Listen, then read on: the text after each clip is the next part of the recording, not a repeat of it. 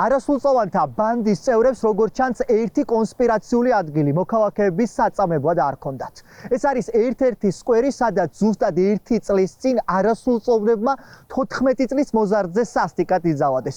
ამ ყველაფერს არაერთი სათვალთვალო კამერა და მოქალაქეები უყურებდნენ. თუმცა ამის მიუხედავად ეს ძალადობრივი ფაქტები, რომლებიც საზოგადოებრივ სივრცეში მოხდა, პოლიციელების ყურადღების მიღმა დარჩა. დიდ დიღომში მირიან მეფის ქუჩაზე ათეულობით სათვალთვალო კამერით აღჭურვილ ცენტრალურ პარკში არასრულწლოვანთა ბანდის წევრები მოქალაქეებს სასტიკად უსწორდებოდნენ და ძალადობის ამსახველ კადრებს თავად ვეიღებდნენ. არასრულწლოვანთა ბანდა დაახლოებით 1 წლის განმავლობაში უმძიმეს დანაშაულს ჩადიოდა, თუმცა ეს ფაქტები სამართალდამცველებს შეუმჩნეველი რჩებოდათ.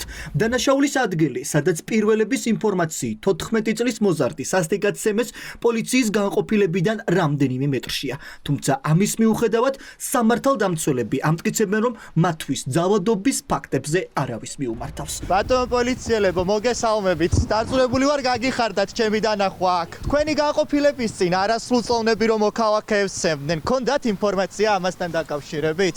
ერთი საქმე მაინც შემოვიდა, რომელიც გამოიძიეთ არასრულწლოვანი ბანდის წევრების წინააღმდეგ. არასრულწლოვნები რომ უსწორდებოდნენ ადამიანებს თქვენი პოლიციიდან რამდენიმე მეტრში. პოლიციელები ამ დანაშაულს ვერ ხედავდნენ. გიგავალიანის მკვლელობა იყო საჭირო იმისთვის, რომ არასრულწლოვნები დაგეკავებინათ. სკვერში რომ არასრულწლოვნები მოქალაქეებზე ძალადობდნენ, ინფორმაცია დიღმის პოლიციას არ ჰქონდა ამასთან დაკავშირებით.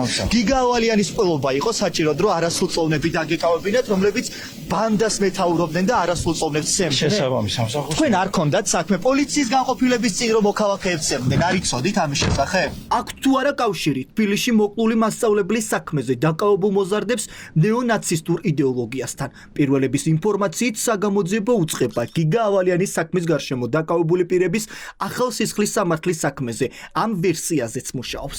საგამოძიებო უწყება დაკავებული სკოლის მოსწავლეების წინააღმდეგ ახალი სისხლის სამართლებრივი დევნა სკოლის მოსწავლეების მობილურ ტელეფონებში აღმოჩენილი ძალადობრივი ვიდეო მასალის შემდეგ დაიწყო. ვნახეთ ადამიანები არასრულწლოვნები, რომლებიც დააკავეს სხვადასხვა ბრალდებით და ეს იყო ნეონაცისტური დაჯგუფება. სისხლის სამართლის საქმე, რომელიც არის ახლა ამ ადამიანების წინააღმდეგ, ახალ სისხლის სამართლის საქმეში გულისხმობ, ფაქტობრივად ის მტკიცებულებები, რაც სახელმწიფო ბრალდებამ წარადგინა, შესაძლოა მეტყველებდეს იმას, რომ ეს ადამიანები რამე კონკრეტული დაჯგუფების წევრები არიან, თუ მუშაობს ამაზე გამოძიება. გიდასტურებთ გამოძიება, მუშაობს ყველა მიმართულებით. ყველა ვერსია ხდება გადამოწმება ძალიან აქტიურ რეჟიმში და ყველა მიმართულებით ხდება მტკიცებულების მოპოვება. ცალსახად დადასტურდა გიგა ავალიანის მიმართ ჯანმრთელობის განზრახ მძიმე დაზიანებას, რამაც სიცოცხლესობა გამოიწვია.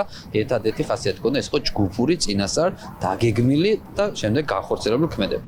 სახელმწიფო ბრალდების მიერ მოპოვებული უმძიმესი კადრები ბრალდებული სკოლის მოსწავლეების ოჯახის წევრებისა და ადვოკატებისთვის სარწმუნო არ არის.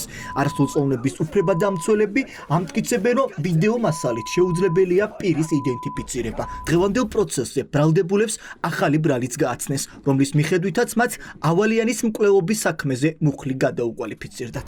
Აცხა ეს პროცესი სამართლებრივ პროცედურებს და ჩარჩოებს პარალელური წარმოება გვაქვს. ერთ შემთხვევაში ინიშნება წინასასამართლო მეორე შემთხვევაში იმავე ბრალდების ეპიზოდთან დაკავშირებით არსებითი განხილვა, ასე რომ ეს სადამდე მივა გუშინ დაანონსებული იქნა ბრალდების მხარის მიერ, რომ აქტიური განხილვა იკითხებოდნენ მოწმეები და ერთ დღეს გითხრეს, რომ ეს პროცესი არაფერი არ არის.